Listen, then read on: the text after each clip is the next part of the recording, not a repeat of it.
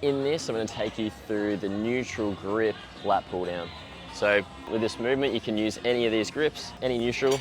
This one's a neutral, this one's a neutral, and I use this neutral grip because it sort of matches my shoulder width a little bit more. So maybe smaller females and anyone new to the gym can use this one. I find it a little easier. If you have my size frame, I'm not massive or anything, or if you're even wider, definitely use something like this. So all we want to do is we're getting the whole back, we're getting the lats and the upper back as well. So when we come onto the seat, we want to push our toes up like a calf raise, so that our thigh is like jammed into this. And then from there, we want to pull our elbows down, get a very proud chest down the bottom, and hold down here. We want to feel a pinch in the shoulder blades. We don't want the shoulders to roll up and over down the bottom. We want to pull down and then retract the shoulder blades down, elbows in front and together. And on the way up, you just want to reach as far as you can, let the shoulders come all the way out, and then pull it back down.